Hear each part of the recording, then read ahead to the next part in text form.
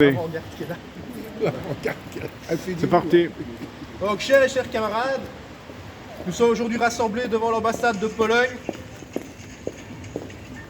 pour protester contre la nouvelle persécution et les nouvelles poursuites contre le Parti communiste de Pologne.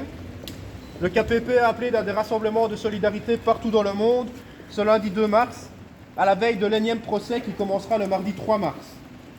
En juin dernier, nous nous étions déjà rassemblés ici même pour protester contre les poursuites entamées suite à la révision du code pénal et spécialement de l'article 256 qui interdit le communisme et l'assimile au fascisme et au nazisme.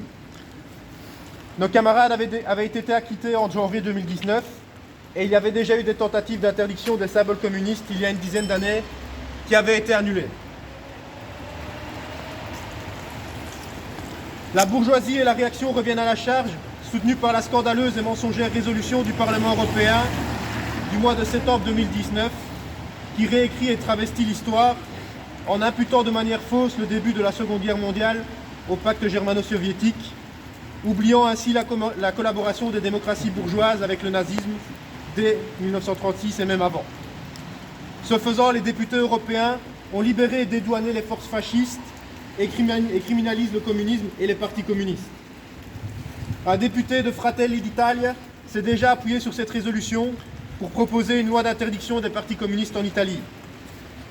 Nous n'oublions pas que l'Union européenne a soutenu et a été complice des régimes fascistes d'Ukraine et d'Euromaïdan. Et ce nouveau procès en Pologne, où nos camarades risquent 3 ans de prison, vise à réécrire et à effacer de la conscience collective l'histoire de la Pologne populaire. En s'attaquant de la sorte aux rédacteurs de Brask, le procureur s'attaque non seulement aux camarades polonais, mais à l'ensemble du monde ouvrier et du mouvement communiste. Nous, communistes de Belgique, nous n'oublions pas qu'en plus du nécessaire acte d'internationalisme prolétarien, nous partageons une histoire commune avec le KPP. Nous partageons un camarade dans la personne d'Edvard Guirec, qui, après avoir été membre du Parti communiste français, fut membre du Parti communiste de Belgique quand il travaillait dans les mines du Limbourg dans les années 30, avant qu'il ne devienne président de la Pologne populaire de 1970 à 1980.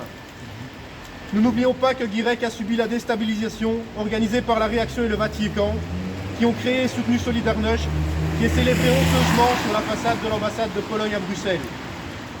Le grand poster ne peut tromper sur l'orientation idéologique, un cow-boy américain au revolver au poing.